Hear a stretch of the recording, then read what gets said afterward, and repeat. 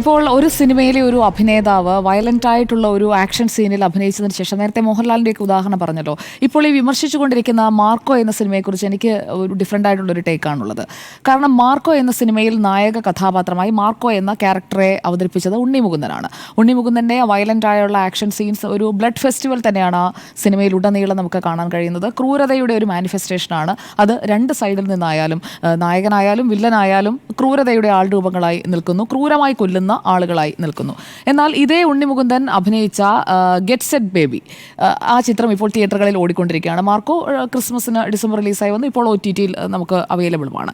എന്നാൽ ഈ രണ്ടാമത്തെ ചിത്രത്തിൽ നേരത്തെ ടാഗ്ലൈൻ നമ്മൾ ചർച്ചയാക്കുന്നത് പോലെ തന്നെ സമൂഹത്തിൽ എത്രത്തോളം ചർച്ചയാകുന്നുണ്ട്.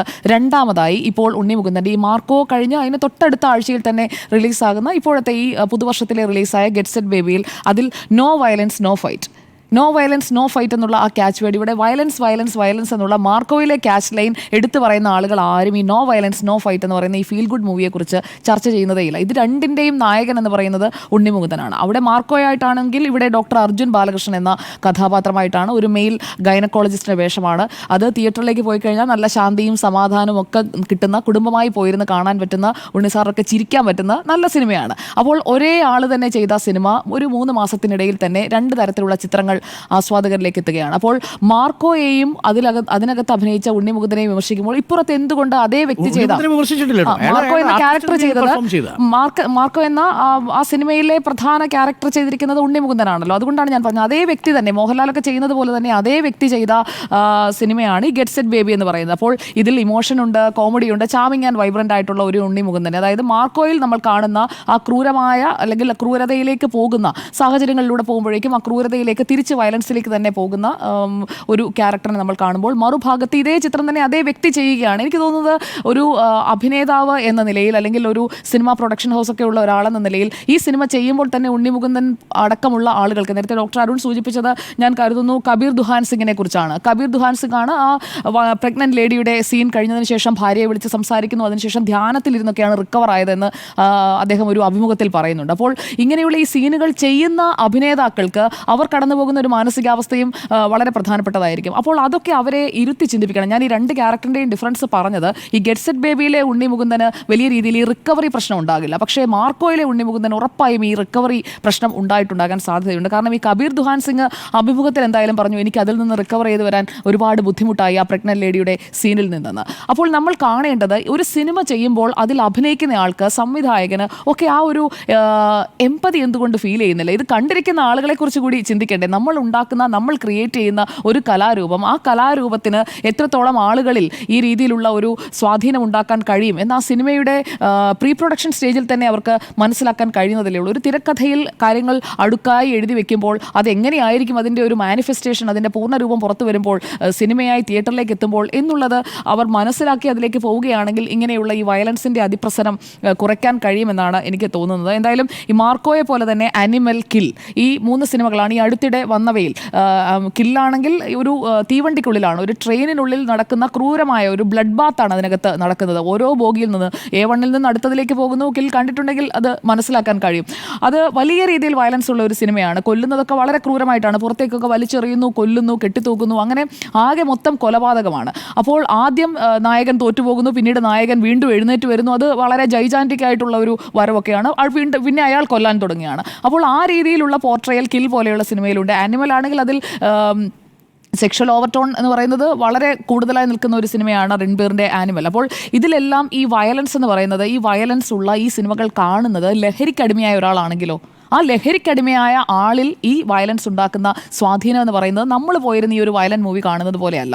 ലഹരിക്കടിമയായ, സ്ഥിരമായി ഈ ലഹരി പദാർത്ഥങ്ങൾ, സിന്തറ്റിക് ലഹരി ഉപയോഗിക്കുന്ന ഒരാളാണ് ഈ സിനിമകൾ പോയി കാണുന്നതെങ്കിൽ അവരിൽ പെട്ടെന്ന് തന്നെ ഇതിൻ്റെ ഒരു എഫക്റ്റ് ഉണ്ടാവുകയാണ്. നമ്മളിരുന്ന് കാണുമ്പോൾ നമുക്കൊരു പക്ഷേ ഇത് കാണുമ്പോൾ കണ്ണടച്ചു പോകും, അല്ലെങ്കിൽ ഛർദ്ദിച്ചു എന്നൊക്കെ പറയുന്നത് അത് അവരുടെ ഒരു പെട്ടെന്ന് വരുന്ന ഒരു ഇൻസ്റ്റിങ്ക്റ്റിൽ സംഭവിച്ചു പോകുന്നതാണ്. അതിനെ നമ്മൾ കളിയാക്കി കാണേണ്ടതല്ല. പക്ഷേ ലഹരിക്കടിമയായ ഒരാൾ ഛർദ്ദിക്കില്ല. അയാളിൽ ഇതുപോലെയുള്ള അക്രമവാസന ഇങ്ങനെ ഉണരുകയാണ്. എന്താണ്, അയാളെ അത് കൂടുതൽ പ്രചോദിപ്പിച്ച് ഇതേ രീതിയിലുള്ള ആക്ടിലേക്ക് പോകാൻ അയാളെ കൊണ്ടുപോകുന്ന രീതിയിലാണ് ഈ സിനിമകളുടെ സ്വാധീനം ഉണ്ടാകുന്നത്. അപ്പോൾ സമൂഹത്തിൽ ഇങ്ങനെയുള്ള കൊലപാതകങ്ങൾ നടക്കുന്നത് കൊണ്ടാണ്, അല്ലെങ്കിൽ കൊലപാതകങ്ങൾ നടക്കുന്നത് കൊണ്ടാണ് അത് സിനിമയിലേക്ക് വരുന്നത് എന്നതായിരുന്നു ആദ്യമുള്ള നറേറ്റീവ്. പക്ഷേ ഇപ്പോൾ സിനിമയിൽ നിന്ന് അത് സമൂഹത്തിലേക്ക് ഇറങ്ങി ചെല്ലുന്നു എന്നുള്ള വൈസ് വേഴ്സയാണ് നടക്കുന്നത് എങ്കിൽ അതിനൊരു നിയന്ത്രണം വേണ്ടതാണ്. അപ്പോൾ ഈ സർട്ടിഫിക്കറ്റ് കൊടുക്കുന്നു, സെൻസറിങ്, അത് കുട്ടികൾക്ക് കാണാൻ പറ്റാത്ത രീതിയിൽ തിയേറ്ററിൽ വെക്കുമായിരിക്കും. പക്ഷേ OTT-ൽ വരുമ്പോൾ എങ്ങനെയാണത് മോണിറ്റർ ചെയ്യാൻ പോകുന്നത്? അത് കുട്ടികൾക്ക് നിഷ്പ്രയാസം കാണാൻ സാധിക്കുന്നതേ ഉള്ളൂ. കാരണം പേരന്റിന്റെ ID-യിലൂടെ ലോഗിൻ ചെയ്ത് കയറിയാൽ മതി. നിഷ്പ്രയാസം. അതെ. അപ്പോൾ അങ്ങനെയുള്ള സെൻസറിങ് അല്ല വേണ്ടത്. നേരത്തെ നമ്മൾ ഈ ലൈംഗികതയുടെ തന്നെ എത്രത്തോളം കാണിക്കാം എന്നുള്ളതിന് ഒരു സെൻസറിങ് കൊണ്ടുവന്നതുപോലെ ഇങ്ങനെയുള്ള രംഗങ്ങൾ മുറിച്ചു മാറ്റുകയാണ് വേണ്ടത്. അങ്ങനെയുള്ള രംഗങ്ങൾ പ്രദർശിപ്പിക്കേണ്ടതില്ല.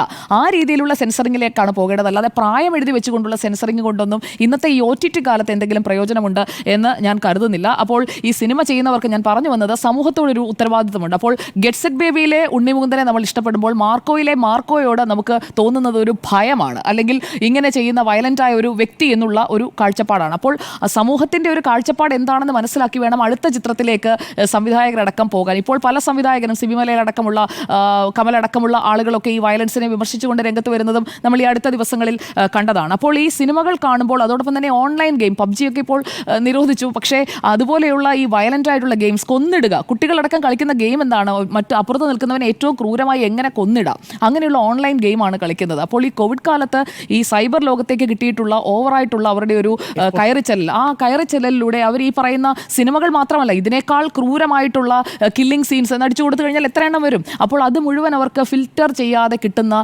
അവൈലബിൾ ആയിട്ടുള്ള സീനുകൾ, ഈ ക്രൈമിനെ കുറിച്ച്, ഓരോ ക്രൈമും കമ്മിറ്റ് ചെയ്യേണ്ടത് എങ്ങനെയാണ് എന്നതിനെക്കുറിച്ചുള്ള വിവരങ്ങൾ, അതെല്ലാം അവൈലബിൾ ആണ്. അപ്പോൾ സിനിമ മാത്രം കൊണ്ടല്ല ഈ ക്രൈം റേറ്റ് കൂടുന്നതിൻ്റെ പ്രധാനപ്പെട്ട കാരണം ലഹരിയാണ്. ഈ ലഹരിക്ക് അടിമയായ ആൾ ഇത് കാണുന്നതും ലഹരി ഉപയോഗിക്കാത്ത ഒരാൾ ഈ സിനിമ കാണുന്നതും രണ്ടും രണ്ടാണ്. അല്ലെങ്കിൽ നമ്മുടെ ഒരു കാഴ്ചാനുഭവം വെച്ച് നോക്കിക്കഴിഞ്ഞാൽ നമുക്കത് മനസ്സിലാക്കാൻ കഴിയും. അപ്പോൾ ഈ സിനിമ കാണുന്നവരിൽ തന്നെ പലതരത്തിലുള്ള ആളുകളുണ്ട്. ഈ ലഹരിക്ക് അടിമയായ ആളുകളെ കുറിച്ച് പറഞ്ഞു, വൈകാരികമായി ചിന്തിക്കുന്ന ആളുകളുണ്ട്. ഇത് കണ്ടു കഴിഞ്ഞിട്ടുണ്ടെങ്കിൽ വല്ലാത്ത മറ്റൊരു രീതിയിലേക്ക് പോകുന്ന, പിന്നീട് ഒരു ഡിപ്രഷനിലേക്കൊക്കെ പോകുന്ന ആളുകൾ ഉണ്ടാകാം. അതുപോലെ തന്നെ ചോര കണ്ടാൽ തലകറങ്ങുന്ന, ഛർദ്ദിക്കുന്ന ആളുകൾ ഈ സിനിമ കാണുന്നുണ്ടാകാം. അതുപോലെ തന്നെ ഈ ജീവിതത്തിൽ ഇതുപോലെയുള്ള അതിക്രമങ്ങൾ കണ്ടിട്ടുള്ള, നമ്മുടെ പ്രിയപ്പെട്ട ആരെങ്കിലും ഇതുപോലെ കൊല്ലുന്നതോ അല്ലെങ്കിൽ ഇങ്ങനെ ഉപദ്രവിക്കുന്നതോ ഒക്കെ കണ്ടിട്ടുള്ള ആളുകൾക്ക് അതിൻ്റെ ഒരു ഓർമ്മ തിരിച്ചു വരികയാണ് ഇങ്ങനെയുള്ള സിനിമകൾ വീണ്ടും കാണുമ്പോൾ. അങ്ങനെ പലതരത്തിലുള്ള ആളുകളാണ് ഈ സിനിമ കാണുന്നത് എന്നതുകൂടി മനസ്സിലാക്കി വേണം ഈ സിനിമ എടുക്കാൻ എന്നുള്ളതാണ്. ഈ കഥയും കഥാപരിസരവും ആവശ്യപ്പെടുന്ന സെക്സാണ്, വയലൻസ് ആണ് ഞങ്ങൾ ഉൾപ്പെടുത്തുന്നത് എന്നൊക്കെ സംവിധായകർ ആലങ്കാരികമായി പറയുമ്പോൾ ഇതൊന്നും ഇല്ലെങ്കിൽ നിങ്ങൾക്ക് നല്ലൊരു സിനിമ എടുക്കാൻ കഴിയില്ലേ? അല്ലെങ്കിൽ ഇത്രയും വയലൻസ് ഇല്ലാത്ത ഒരു സിനിമ, നല്ല റൊമാൻസും നല്ല കോമഡിയും ഒക്കെ നമ്മുടെ മലയാള സിനിമയിൽ വന്നിട്ട് എത്ര കാലമായി എന്ന് ചോദിച്ചാൽ ഒറ്റയ്ക്കും തെറ്റയ്ക്കും വരുന്നുണ്ട്. അതുകൊണ്ടാണ് ഞാൻ ആ സിനിമ ഗെറ്റ് സെറ്റ് ബേബി ഞാൻ ചൂണ്ടിക്കാട്ടിയത്. എന്തായാലും ഇവിടെ ഇപ്പോൾ ഡോക്ടർ അരുൺ സൂചിപ്പിച്ചതുപോലെ RDX കണ്ട് ഞെട്ടിയിരിക്കുമ്പോഴേക്കും അടുത്ത ജയിലർ വരും, ജയിലർ കഴിയുമ്പോഴത്തേക്കും അനിമൽ വരും, അനിമൽ കഴിയുമ്പോൾ കില്ല് വരും, പിന്നെ മലയാളത്തിൽ പണി വരും, മുറ വരും, മാർക്കോ വരും. ഇതിങ്ങനെ തുടർന്നുകൊണ്ടേയിരിക്കും. ഇതൊരു നെവർ എൻഡിങ് ആയിട്ട് പോകുന്നത് ശരിയല്ല എന്നതാണ് എൻ്റെ അഭിപ്രായം. അപ്പോൾ ഈ കുട്ടികൾ അനുകരിക്കാൻ സാധ്യതയുള്ള ലഹരിയുടെ ഉപയോഗം സിനിമകളിലുണ്ട്, അതിനും ഒരു നിയന്ത്രണം വേണം. അതോടൊപ്പം തന്നെ ഈ വയലൻസ് എന്ന് പറയുന്നത് അത് സെൻസർ ചെയ്ത്, അത് കട്ട് ഓഫ് ചെയ്തിട്ട് ബാക്കി ഭാഗങ്ങൾ പ്രദർശിപ്പിക്കുന്നതാണ്.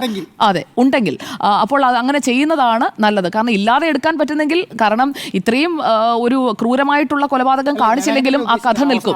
അവസാനം വരെ വയലൻസ് ആണ്. അതെ അതെ. അപ്പോൾ അങ്ങനെയുള്ള സിനിമകൾ എന്ത് പ്രയോജനമാണ്? നമ്മൾ സമൂഹത്തിന് നല്ല സന്ദേശം കൊടുക്കാൻ, സമൂഹത്തെ ബോധവൽക്കരിക്കാൻ, അതൊക്കെയാണല്ലോ സിനിമയെക്കുറിച്ച് പറഞ്ഞ് വെച്ചിരിക്കുന്ന ഒരു ആഖ്യാനം എന്ന് പറയുന്നത്. ഇങ്ങനെയുള്ള വയലൻസ് ഉള്ള സിനിമകൾ കൊണ്ട് എന്ത് സന്ദേശമാണ് ഈ സിനിമ നിർമ്മിക്കുന്ന അല്ലെങ്കിൽ സിനിമ ഉണ്ടാക്കുന്ന ആളുകൾ കൊടുക്കുന്നത് എന്നതുകൂടി അവർ ആലോചിക്കേണ്ടതാണ്. അപ്പോൾ എന്തായാലും ഡോക്ടർ അരുൺ നേരത്തെ സൂചിപ്പിച്ചതുപോലെ ഈ ഡെത്ത് ഇൻസ്റ്റിങ്ക്റ്റ് ട്രിഗർ ചെയ്യുന്ന സിനിമകളും കൊണ്ട് ദയവ് ചെയ്ത് നമ്മുടെയൊക്കെ കുഞ്ഞുങ്ങളൊക്കെ ഇരുന്ന് കാണുന്നതാണ്, അവരുടെ മുന്നിലേക്ക് ഇത്തരം സിനിമകളുമായി വരരുത് എന്നുള്ള ഒരു ഹംബിൾ റിക്വസ്റ്റ് കൂടിയുണ്ട്. കത്തി താഴെ വെച്ച സേതുമാധവനിൽ നിന്ന് കത്തി എടുത്ത മാർക്കോയിലേക്ക് ദൂരമുണ്ട്. അതെ, ഇവരെ ആരും പോലീസ് പിടിക്കുന്നില്ല. അതെ അതെ. ഒരിക്കലും